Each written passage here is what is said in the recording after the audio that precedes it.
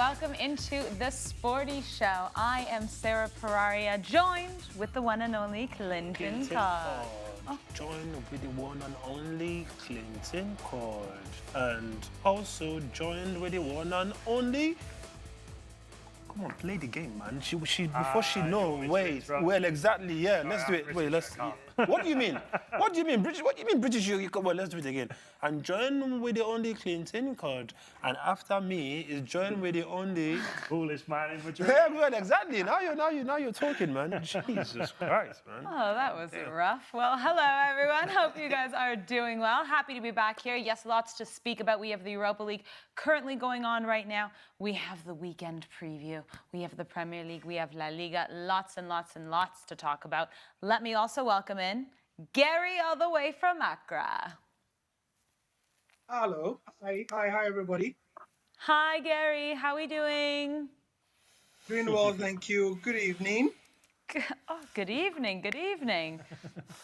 We'll talk about Manchester United in just a moment, Gary, because I'm sure you have something to say about that. Is there any reason why we are starting with Manchester United, please? Yeah, because we're talking about the Europa League, because it's happening right now. Yeah. There were other teams that started that game in Europa League. Why is it Manchester? What other teams? We want to talk What about other teams? What other teams? I mean, there were other teams. Yeah, Go can't on. even name one. Yeah, All but right. there were teams. All right, guys, make sure to follow us on all of our socials. We are everywhere here to cover football for you guys. Just a heads up, what's coming up this weekend on SportyTV, because we have so much football. On Friday, we have Al Qaeda versus Al Ali in the Saudi Pro League. That's a big one. We also have the J League, Sapporo versus Kyoto. EFL Championship on Saturday sees Derby County taking on Norwich. We also have the big match in the Premier League. It's Chelsea taking on Brighton. And in the Bundesliga, we have Bayern Munich versus Bayer Leverkusen. Yes, the one and only Victor Boniface in action. A heads up, guys, that part 2 is now out on YouTube. So make sure you go check out that exclusive interview where Klinton sat down with the one and only Victor Boniface. La Liga in action with Real Betis taking on Espanyol. Over to the Serie A, it's Venezia versus Roma. And on Sunday as well, we also have the Greek League, Panathinaikos, versus AEK. Lots and lots of football, guys, across the globe. SportyTV has you covered. All right, let's jump into the Europa League because Klinton so badly wants to talk about Alex Ashmore's correct prediction of FC Twente versus Manchester United. 1-1. No words? Oh, right. Was it me? Yeah, you guys want me to speak about Manchester United? Wearing red for Manchester United. Does it look like red to you? Pink, isn't it? Looks like red on the TV. Right. Okay. Vale. Right. I mean, as usual, we didn't get a win, right? And I just feel like there's nothing to speak about that team. You know, everybody just needs flogging. I don't understand how Eriksen will score such a beautiful goal and then give them back the goal. Like, what was that about? But then again, I can't blame him. It's almost like, you know, you give us something, you took it back. It goes back to normal, 0-0. So nobody was active. You can't really praise anybody for doing so. The truth is, I didn't watch the game. I didn't bother because there was no point in me. Like, I was just happy that it ended draw because he almost like, how would I put it? He justified the fact that, or the reason why I didn't watch it. You know, when I heard the name of the team they were playing, I just knew it was one of those teams that you'd be like, wait, Manchester United draw this team. Like, what? But yeah, listen. It's now in that point where we're no longer surprised. You see, when you are a team and you get to that point where they tell you your scoreline and you're like, oh, okay, right? I think that's where you know there's a very big problem. And that's where I am with Manchester. If you tell me now that Manchester win, I'll be like, what? Wait, did they win for real? Like, this is going to be my reaction because I'm not used to that anymore. Right? Nice to see that, actually, because we might not see that for a while yet. No, with all the teams he supports, one will win. Gary, talk a little bit about Manchester United and that dreadful kind of lackluster draw they had to FC Twente. Well, yesterday it was only Alex who called the 1-1 of all of us, right? Klinton called 2-1. Yourself and myself called 3-1. Mm-hmm. And this was us being nice. I mean, this was us being nice. So, at this point, Manchester United do not deserve nice things. They don't deserve nice things because, I mean, I just don't understand. And I saw the post-match comments by Ten Hag, and I'm like, Like what else can there be said? He was talking about. Remind me if I'm wrong. I think he was talking about the fact that the equalizer was too easy. The player had it too easy. He waltzed through. I think that's what he was complaining about, right? He walks through the world. But how long? Yeah, how long can you complain about the character of such things without us asking if it's not a managerial problem? And I saw one of the comments. I don't know where I saw it, under my posts or somewhere, and somebody was saying that, look, if we go for the international break and we come back and Ten Hag is still the coach of United, and it means then that this United board are not as serious as they. But I think that's too early. But it gives you an idea of the sense of frustration certain United fans feel at the moment. Because yesterday, I mean, we legit on this show felt like, come on, it can't be that bad, But yeah, there you go. At this point, I'm not exactly sure what the problem is. I mean, having said so many things over the last few months under Ten Hag, I'm not sure exactly what the problem is. Somebody else bail me out. I just want to remind everyone that FC Twente haven't played in Europe in 12 years. In 12 years. And now they're back, scoring against United at their home. Any wagers on how long Ten Hag will be in charge of this team until? I don't think he'll see 2025. Wait. Okay, all right. You're not going to end his life, Alex. No, exactly. That's what scared me, man. He will Alex, no, wait, hold on. We need to investigate this guy, yo. Hold on. This guy said, wait, Alex, Ten Hag, if anything happens to you by the 31st of December, please, listen. I wasn't part of that conversation. He said you will not see 2025. No, Eric, that wasn't a threat. I'm not saying you won't see 2025. I'm saying you won't be in a job by 20. Well, you might be in a job, but not in Manchester. Okay. Please, all this explanation, all our producers, please cut out this area when they want to go to court. It's down that area where what he said. That's the one that's going to court. Markanday says, Ericsson, that's giving back to the community. I told you Manchester United is a charity organization. ECOWAS. I don't know what that means. All right, guys. Yeah, Manchester United now going on to play Spurs this weekend at Old Trafford, which I reminded Klinton doesn't mean anything anymore, unfortunately for this team. We know that both Manchester United and Spurs haven't been extremely positive in both the starts of their campaigns in the league. But Alex, you have to think that Spurs have slightly more of an edge here. Yeah, I think going into this, they are probably the favourites. I think when you look at perhaps the start that Spurs have had to this season, I spoke about this yesterday, exactly the same number of points, other than goals scored, exactly the same as United. But I think there's perhaps a lot less pressure on Ange Postecoglou and the Spurs side because, I said this again, they're early in this stage of growth. Erik ten Hag has been at United and he's now in his third season. You should start to see more results. Yes, they've won the FA Cup. Yes, there's been glimpses of potential, but it's been a largely poor 2.5 seasons so far. So there's a lot less pressure on Ange Postecoglou, but I think the Spurs fans and the Spurs team will be going to Old Trafford expecting to get a result because they get a win. They put themselves back in contention for that top 4 finish. I know it's early on in the season, but they're staying in that fight. They're keeping their name up there. And United have got a lot of work to do. This game, we saw it last season at Old Trafford, ended 2-2. United do have that tendency to turn up against the stronger teams. So who knows what United will see. I imagine we'll see a better United at the weekend after last night because of the performance. Erik ten Hag will have had a word with the players, but I'm backing Spurs on this one. Gary, we know that Spurs are also in action in about 50 minutes' time in the Europa League, taking on Qarabag. We know United's result. We won't know Spurs' result while we're on the show with everyone here, but obviously both teams in European football, playing in European football. What are you looking at this weekend? Spurs, United, you favoring one over the other? Wait, I don't know which one you want to pick. You hope they can somehow both lose, I assume.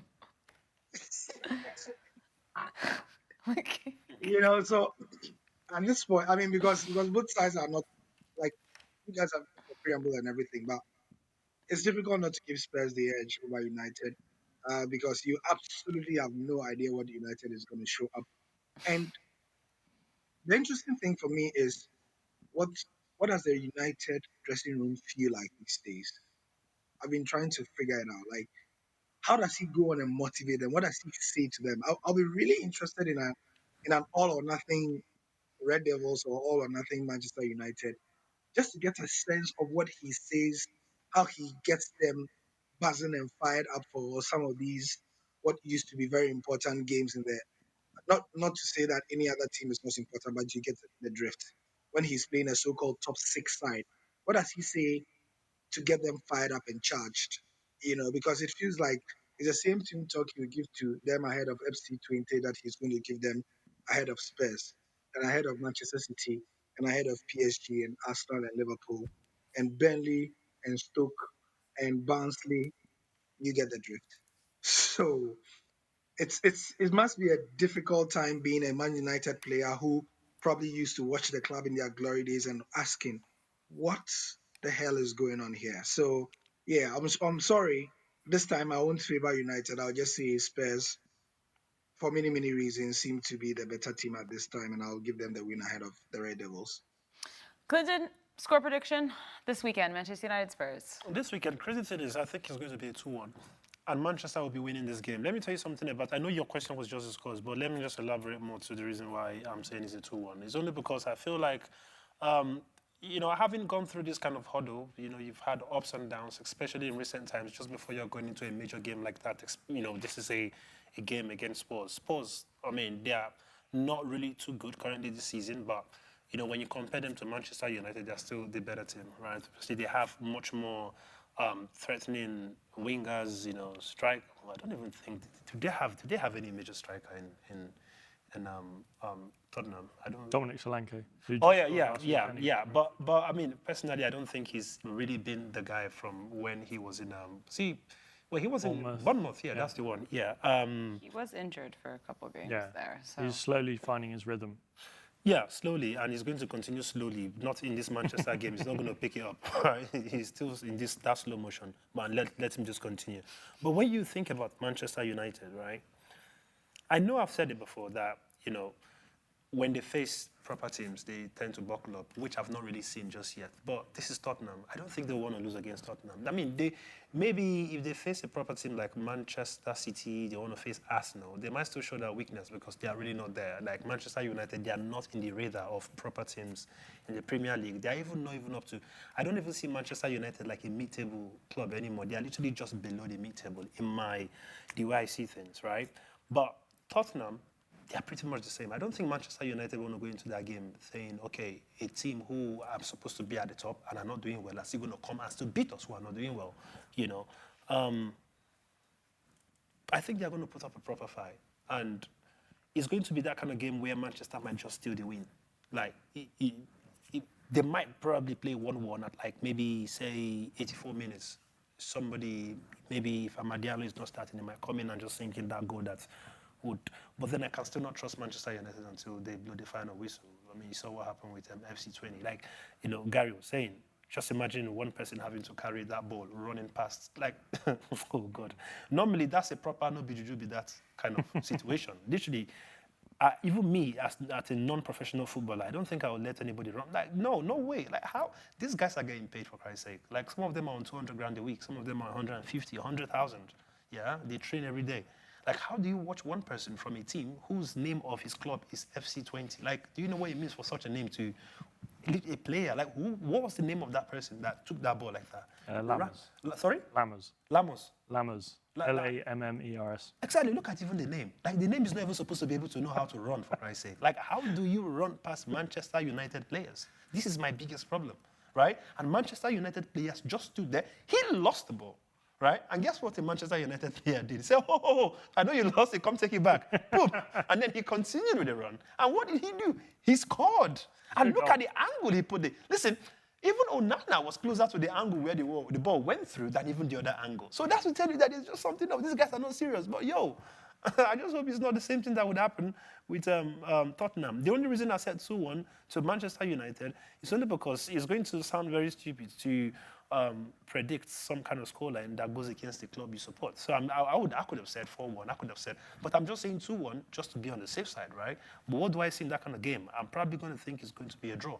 A part of me can kind of see that because this has been a repeating habit for United over the last couple of years. They've look at Gary, look at Gary.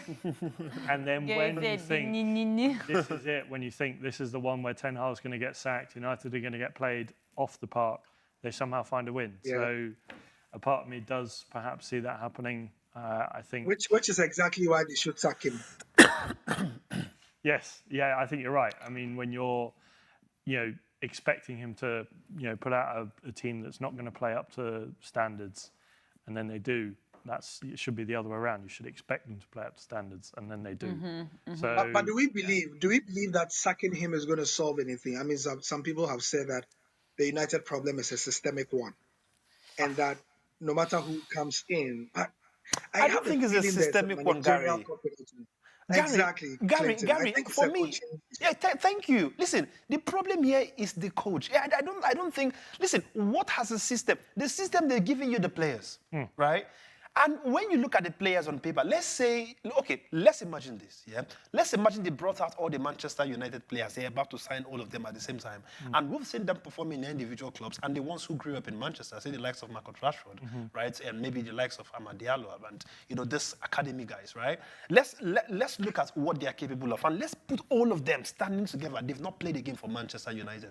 Do you not think you will look at that team and think they might at least still play European football? Maybe not from winning FA Cup. I'm talking about literally finishing in a very good position in the Premier League table. Would you not think that? Right? I see, for example, if Thomas Tuchel was the Manchester United manager tomorrow, I think the odds of Manchester United winning would skyrocket. Facts, 100%. When you look at the time that Ten Hag's had, the money he spent, it's over £600 million. He's in his third season. Ole Gunnar Solskjaer said it really well. He put it really well. Winning trophies sometimes hides what the real problem is, and they've had average seasons. Yeah, they qualified for the Champions League in his first year. They finished 8th, I think, wasn't it, last season? 7 points after 5 games for a club like Manchester United, it's dire. And I think at this point they should start looking at other options. I think they should have got rid of Ten Hag in the summer, if I'm honest. What was it Solskjaer said? He said the league table doesn't lie. I think those were his words, right? Said the league table does not lie at the end of the season.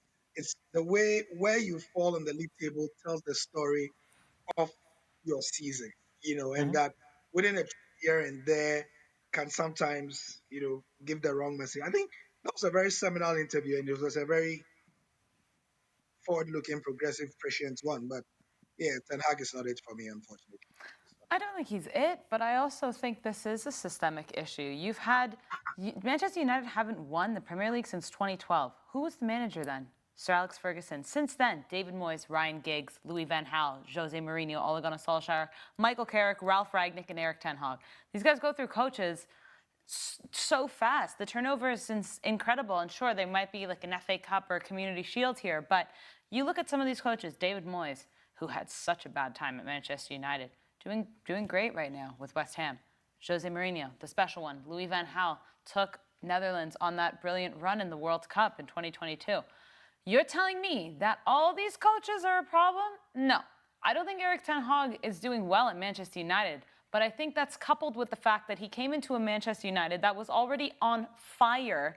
The Glazers have no clue what's going on, and they already had a ton of baggage, and now they're kind of adding more fuel to the fire. But there was already a fire. Fire was there. Are you telling me, Sarah, that when you look at Manchester United, like the squad, let's just put the system, away, just for 2 minutes. Just look at that Manchester United squad, right? If they set all that boys, including the likes of Casemiro, you're talking about the likes of Bruno Fernandes, you're talking about Eriksen, all these are not young men. These are people who have extreme deep experience when it comes to playing professional football, right? Now, let's bring Brighton as a football club. Bring out all these players. Sarah, if you were the coach, would you look at these two teams and tell me that the problem why this team is not winning here, right, is something that has got to do with some system that's not got to do with the coach. It's a system. You're looking at these players, these ones who probably they are not even half the worth of these guys here. They are playing better football than this one. My question is, what's this is my question to you. How does system influence the gameplay on these boys? The system brought the coach in. No, so the problem is the coach. I think a big The system and the coach go hand in hand, my friend. But that's why I want you to understand what I'm talking about, right? You see, the system bringing the coach. What is the system telling the coach to do? They are telling the coach that, listen, we are giving you a job, right? Make these boys play football and deliver wins for us. Yeah? So, if you want to tell me that the system is a problem, the system is a problem because they've not fired this coach. Bring in somebody who's capable of doing the job. They've done it with Chelsea, right? If Chelsea notice that this person is not doing what they expect, they get you off and bring in somebody else, right? Now, if they bring in somebody maybe who is doing well, and they bring in somebody who's worse, and this person now start performing worse result for the club, you cannot tell me that the problem is the system. Why? Because the system took somebody who was doing the job better and brought in somebody who's not doing the job. But we are speaking about the fact that you have somebody in the like of Ten Hag, they've given you what it takes to coach a team who's supposed to be one of the best in the club in the world at some point. He's not doing the job. The only thing you can tell me that there is a systemic error is the fact that they've not fired him. I think, if anything, when I look at what they've done off the pitch, away from the pitch, they brought in Omar Barada from Man City. They brought in Dan Ashworth, who's done a fantastic job at Newcastle. You know, the recruitment that Newcastle have done since the new ownership group have come in has been fantastic. The players they've signed, you know, they got in the Champions League in that first season.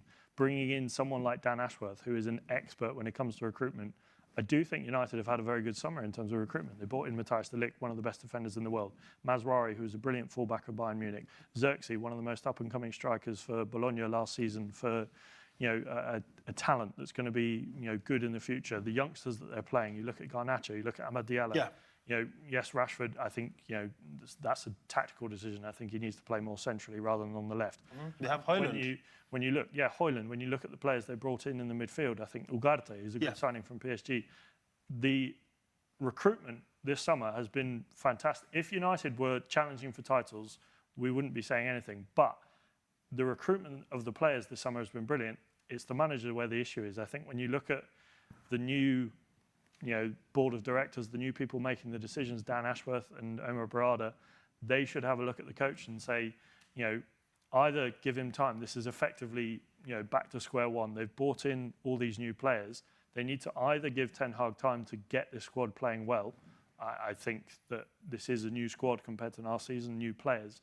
Or they should have sacked the manager in the summer and brought in a new manager to then, reset completely, like Thomas Tuchel or like Mauricio Pochettino, just to reset. And I think at this point, they're way too late on sacking Ten Hag. They should have done it in the summer, or they should give him the whole season because this is effectively a new squad. So, I guess, are we now to say that the system is a problem in that regard? I think perhaps the system, the people making the decisions when it comes to sacking the manager, that is where the issue is. Either you give him the whole season to get this squad playing good football with Matthijs de Ligt, Mazraoui, Ugarte, these players he brought in, Xerxes, or they sack him in the summer, which they didn't do. So I think you've got to give him the season to see how he does with this new squad. So the Glazers are the problem. Yeah, Like I mean, if I was... Ten Hag is not the manager for Man U, but I'm telling you that these guys have no idea what they're doing. Look at how many... I don't know. I think if they were to get a new manager with the players that they have, they could do better. But I don't think it would last because the decisions that are being made at this club have proven time and time again that they are lost. But then again, do you guys also think... I'm not trying to support... Ten Hag at this point. So I'm just reading a comment from somebody called Limitless Vibes, which I kind of think, okay, is Ten Hag the type of person that should be given that kind of opportunity? Limitless Vibes said, give him more time. Just take a look at Mikel Arteta's first 3 seasons and compare it to now. Now, fact is, at some point, a lot of Arsenal fans, maybe including Gary, would have said, if we had a SportyShow at the time, he would have said, listen, Arteta needs to go because he doesn't know what he's doing. right? I think Arsenal pretty much had even a bad run, a worse run than what Manchester United are going through currently. Yeah. Should we actually give Ten Hag the benefit of the doubt and say, okay, maybe he just needs time, he needs to build a team, you know, he just needs to know how to figure things out with this whole new team and maybe in the future. The question is Ten Hag the guy to give that type of time? I don't think so. I think, looking at the performances at the end of last season, they should have sacked Ten Hag. You mentioned Arteta. His first full season as Arsenal manager, finished 8th. Second full season, finished 5th. Then second. Yeah, I think there was like a noticeable. When you look at the performances, even that season, I'm sure Gary will agree with me. That season where they did the All or Nothing series, and it was down to the wire. They were going to finish top 4, but it was those last few games of the season where they threw it away. There was, I think, potential. There was excitement. There was belief, I think, in the Arsenal group that we can do well. We can challenge for top 4. We are, we're not going to be challenging for titles for a few years like they are now. But I think there was belief, and there was, when teams played Arsenal, there was that respect. You think Arsenal are a good team. They're starting to play good football. Arteta is building something really strong here.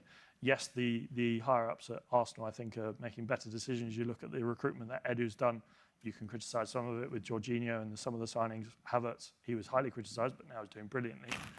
I think the big difference is there's just no hope with United. And I think when I think of Ten Hag doing this season, now he's not been sacked, I should stick to my guns and say keep him for the rest of the season.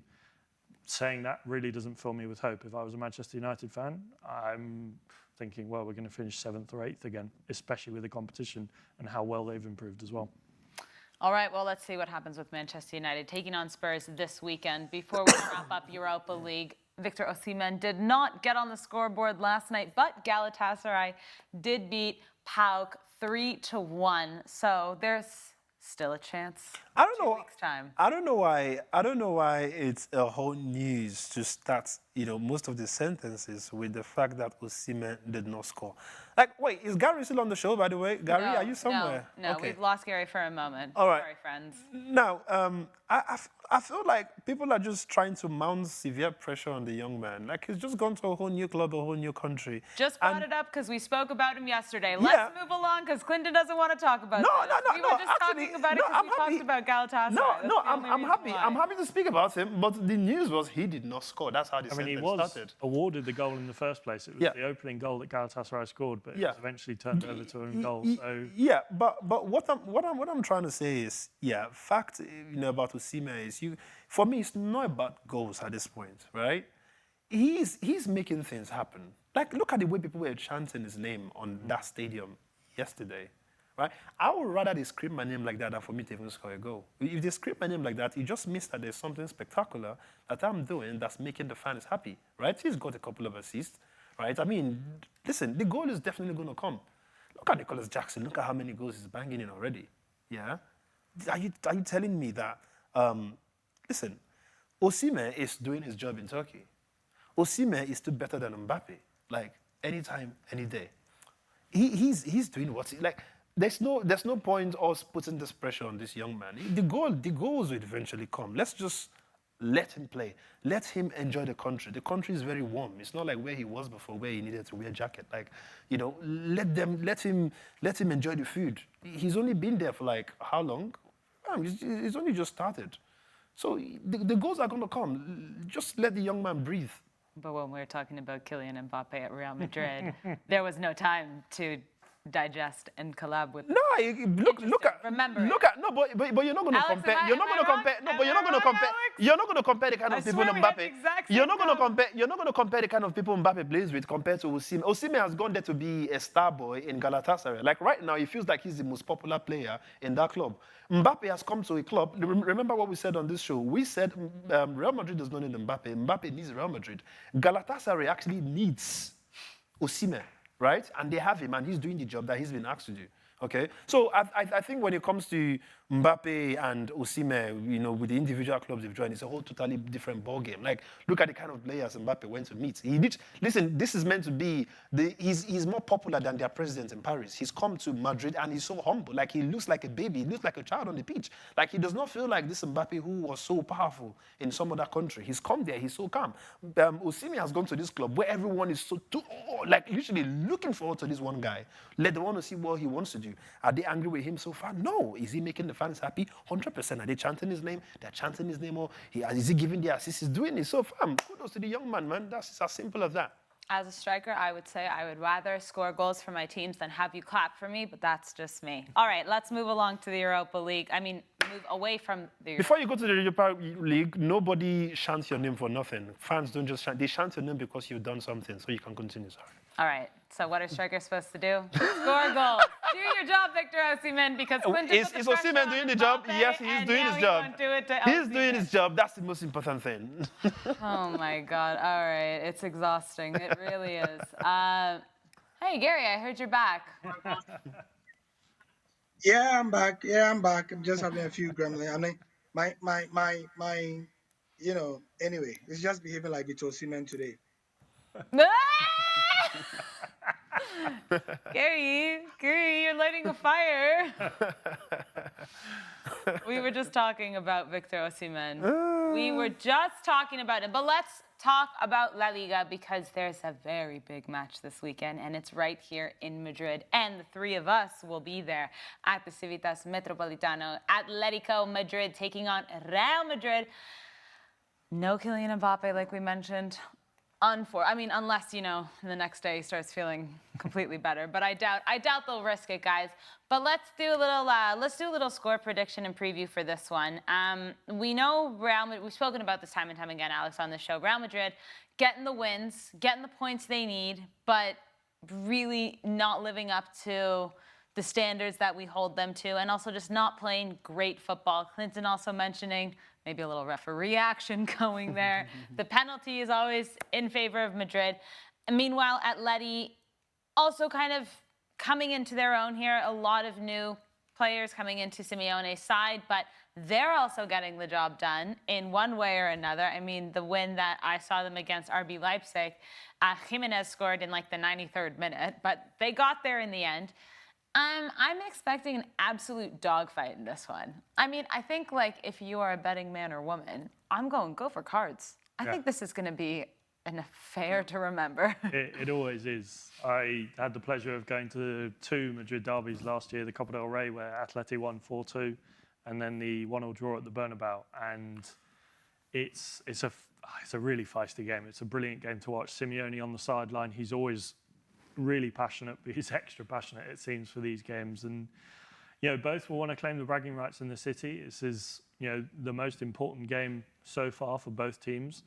And I think, I've been impressed with Atleti and how they've started the season. There's a few results in there that they would like to improve. I think Rayo Vallecano, the 1-1 draw, there was a noted element of fatigue from the Leipzig game. I was really impressed with Real Madrid against Alaves. Yes, they conceded 2 late ones. I said this before, that we're slowly starting to see signs of Mbappe and Vinicius shining together. Yes, I know he's not playing, but I think that front three is slowly starting to come together. I think he'll be back for the Clásico, which is on the 26th. So, yeah, I think when you look at the team without Mbappe, they managed to do all right without him last season. So I think they should be all right this Sunday without him again. I'm going to go a 2-1 Real Madrid win. Something about Real Madrid and Atleti, just from this rivalry, is that even when Atleti are playing really well, they don't do well against Real Madrid. And Form goes out the window for these sort of games. I mean, I remember a time not so long ago when Ronaldo was still at Real and Messi was still at Barça, and there was this weird correlation between these three teams where Barça was beating Real Madrid every single time. Atleti were losing to Real, but then Atleti would come and beat Barça. It was like some sick, twisted, cyclical thing they were doing.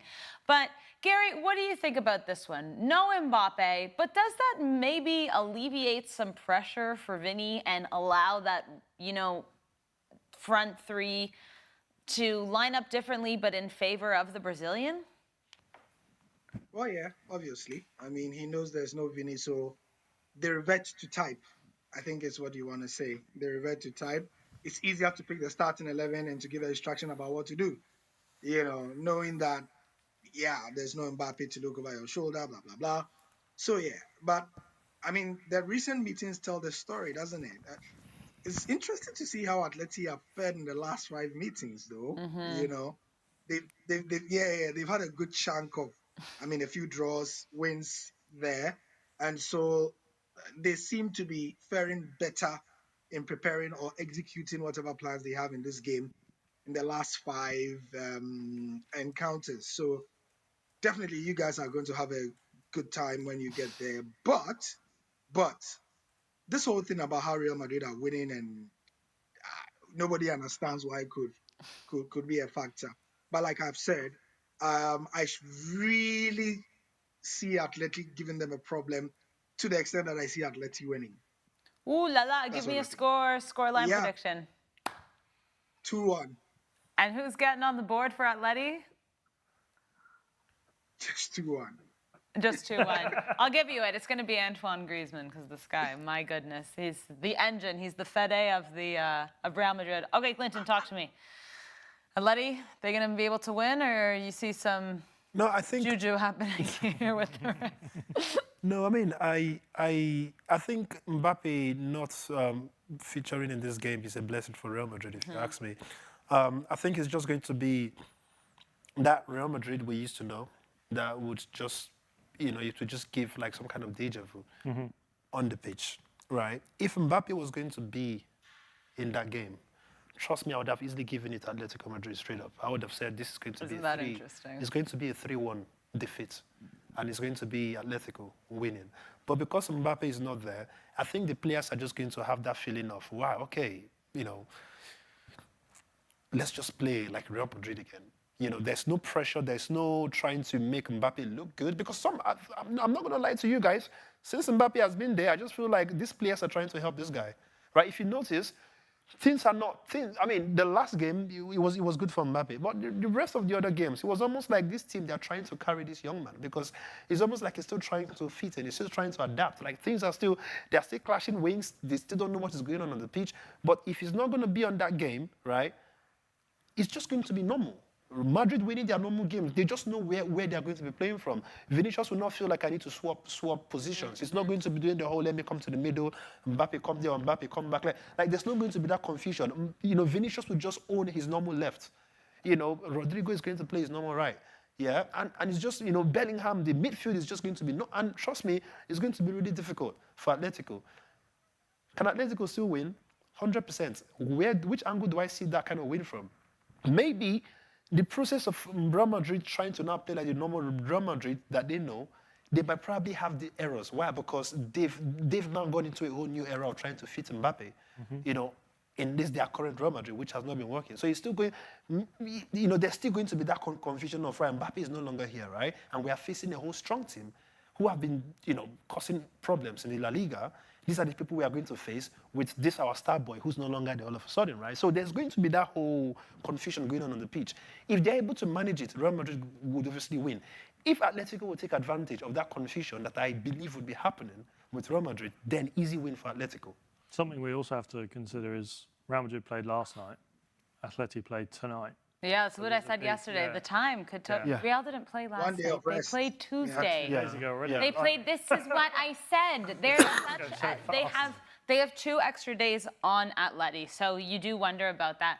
But I couldn't agree with Klinton more, actually. I think Mbappe not playing is actually going to be much more beneficial for Real Madrid. We saw the way they played last season. I think Jude Bellingham is going to have a little bit more freedom and push up as well because of this. You know how dangerous he can be when he does that. The creation. He wants to also get back into his scoring ways because he hasn't had a good start to the season because he's been injured. So I think he's also going to want to prove a point. It's not at the Bernabeu, but, just across the city, if you will. But I actually have a feeling that because there is an Mbappe, I think Real Madrid might pull this one out of the bag because of the formation situation. I don't know. I hope that there's no penalties. That's all I hope. I just don't want a penalty. Not a penalty. I don't want it. I'm tired of it. I just want something new.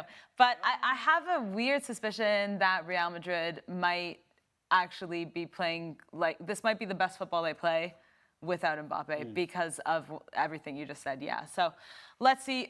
You said 2-1 Real. Gary said 2-1 Atleti. You said 2-1. You said 2-1. To Real Madrid. I'm going for the draw. 2-2. 2-2. I'm going to leave it at that. Mark, let's talk about Barcelona quickly before we move along here, because Markinde is bringing up Barcelona beat Getafe last night, but it was their worst performance of the season so far. They are 7-7, but I did watch this full game, and this was the first time where I was like, oh, this isn't good. They're not playing well. And Hansi Flick, I think, here made a few very bad decisions with the substitutions. But I love that. I love that I live rent-free in Markinde's head, because I still remember that a young 17-year-old is sweeping up all your special Mbappes and Vinnies and Rodrigos, because if you look at the face of La Liga right now, we all know who it is. They are taking on Osasuna. Osasuna, special player here, Flavian Boyomo, spoke to us at SportyTV. So here's a little sneak peek of that ahead of the Barcelona match.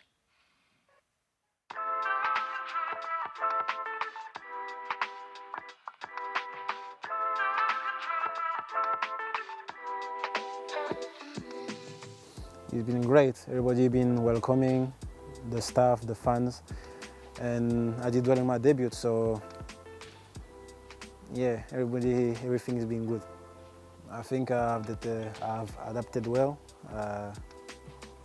Yeah, sometimes it's difficult when you arrive to a new team, but I think I did good.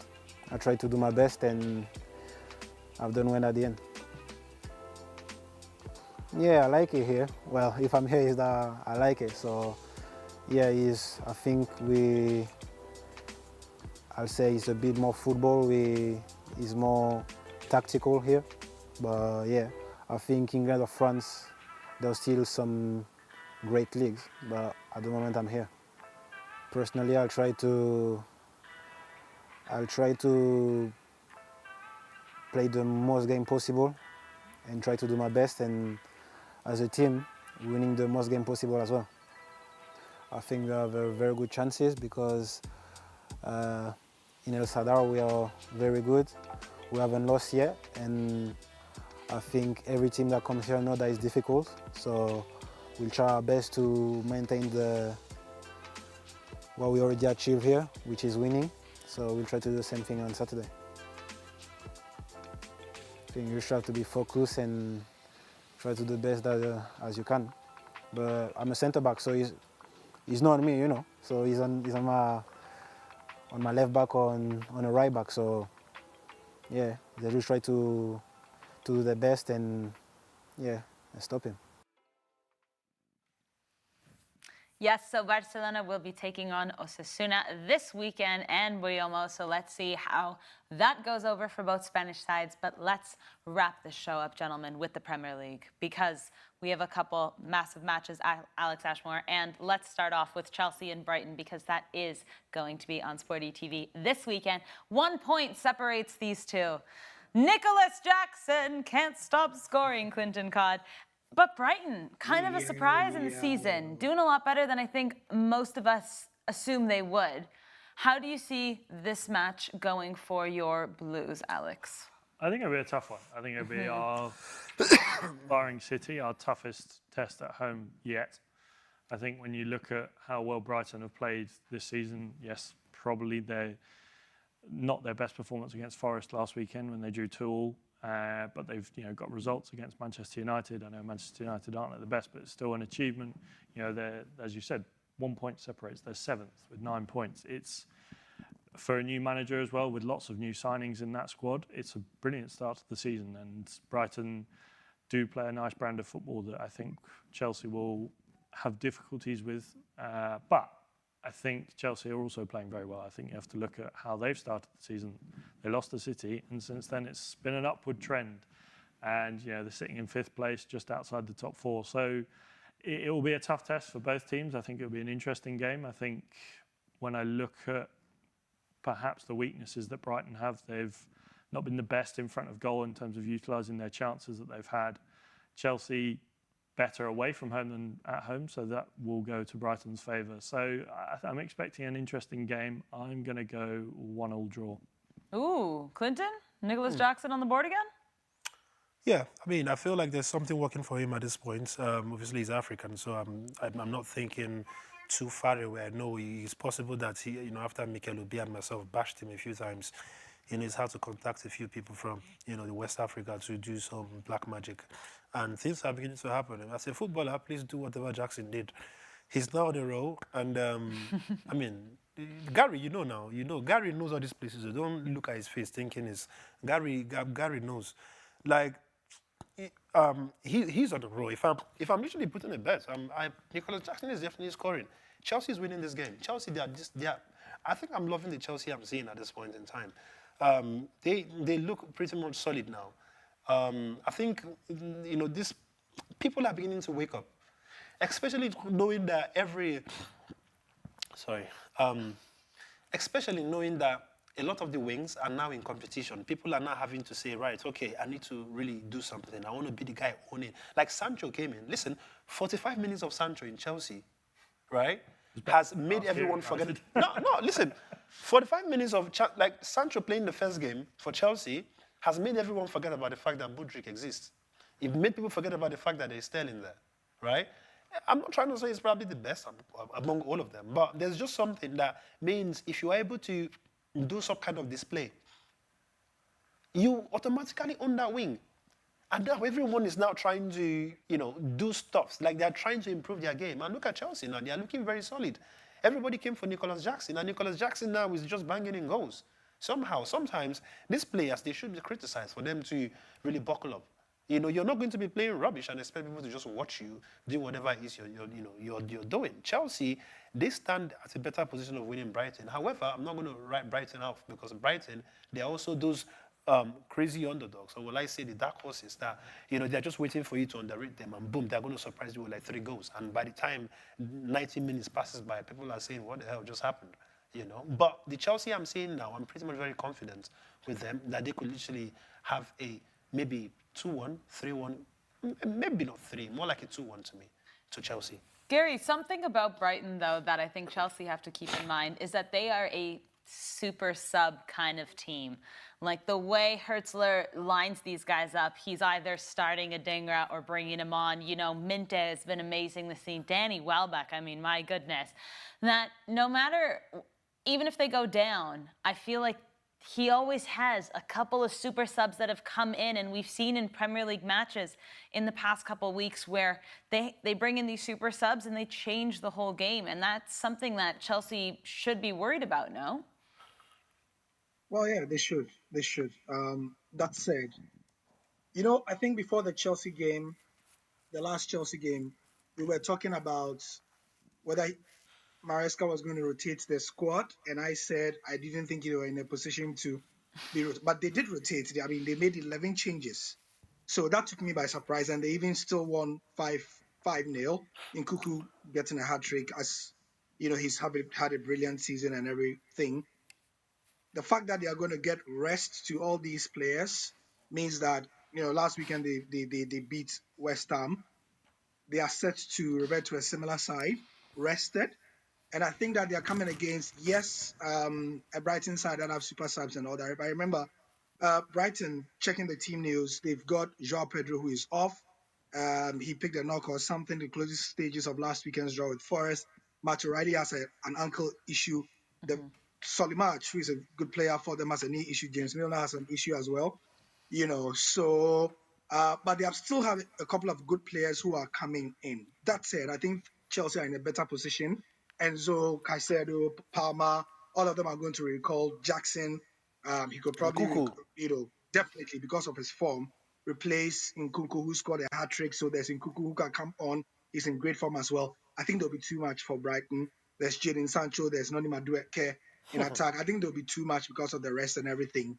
And they're going to win maybe 2-1 or something. It's going to be an entertaining game. Both sides really gung-ho, really attacking, really fun to watch. And I think it's one of the better games this weekend. And I'm glad it's on Sporty. But I think that Chelsea are going to win this one.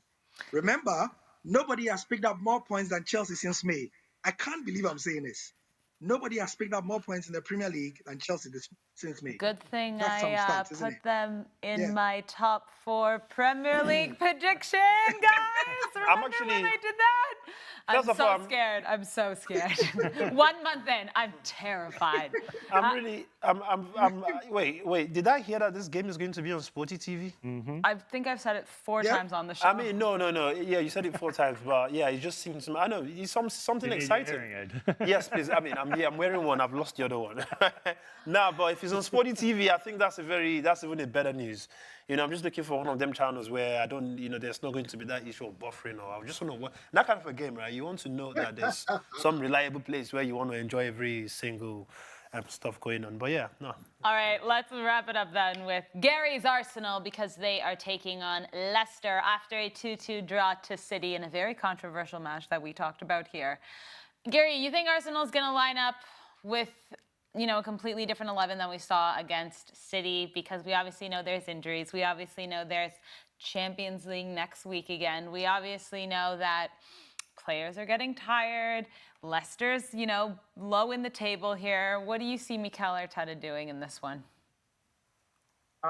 Look, unfortunately for Leicester, because Arsenal are coming off this City game with all the emotional whatever that came with it, it's going to be difficult for Leicester to win. And we know what Leicester have been like this season, not too great. And I cannot remember under Arteta that a time where Arsenal felt like, of course, they've come close to winning the Premier League title. They've lost by a hair's breadth. But at this point in the season where Arsenal feels so fired up, they feel so like there's an agenda. They don't need a team talk right now. Arsenal don't need a team talk right now. And it's, for an Arsenal fan, it's very refreshing to see. They need to prove something. And unfortunately, Leicester are going to bear the brunt of it immediately. I hear you about what you are saying about the Champions League and all that. But I think that it has come too close or too soon after the emotional high, the feeling of injustice, in the City game and all that. And so Arsenal should win, all things considered. You saw the team they played. The kids were more than all right, weren't they? Yesterday, where they beat Bolton Wanderers, it was really, really nice to see all these kids being able to, Arteta being able to bring it on all these kids and still have such a fine performance as well. So I think that just like in the Chelsea instance, where there'll be too much for Brighton, I think that Arsenal, for almost similar reasons, will be too much for Leicester City. I couldn't agree more. All right, guys. They will beat Leicester. You see, in Nigeria, yeah, Gary, you know how they will say they beat you like thief. Yeah? They will beat Leicester. Yeah? What? They will beat Leicester. What? As in Leicester, we wish they went back to Championship. I pity Leicester, man. All right, guys, we just have 2 minutes here left, so I'm going to ask each of you guys a question, and I just want one answer, because one other big match on Sporty TV this weekend is Bayer Leverkusen versus Bayern Munich. Alex, we'll start with you. Who's winning that game? Give me the scoreline. 1-0 draw. Oh, boo! Sorry. What? Boo! Alex said 1-1. Gary, what do you think? The match of really the season in Germany now. Actually, Alex, you might be onto something. I thought it was outrageous, but Alex might be onto something. Yeah.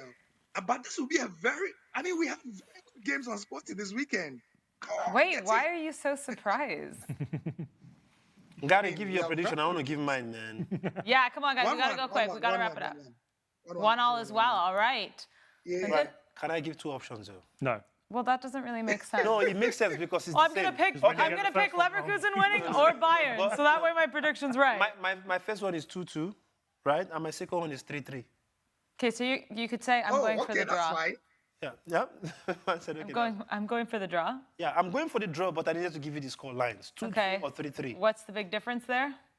The big difference is these One goal numbers. each. Boniface scores 3 instead of 2. That's what I mean. Like, who's scoring? Like, what? Like, what's the difference? Why have you gone 2-2 or 3-3? Like, what's? The difference is, right, Bayer Leverkusen their defense is usually, very funny. They will always load them goals. But the crazy thing about them is they would always come back somehow. And with knowing that they are playing a team like Bayern Munich, right?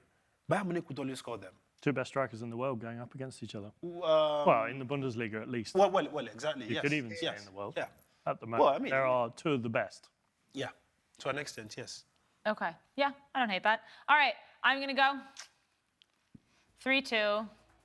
I'm going for goals in this one. Come on. Give me entertainment. Michael, listen to score as well, right? Definitely. You know what? I think Bayern Munich is winning this game. And I know we don't necessarily want to, but I think something about Bayern, they're on a heater right now. They are on a heater. So Xhaka is scoring for Bayer Leverkusen, by the way. Victor Boniface is scoring as well. I heard it was Grimaldo. Interesting.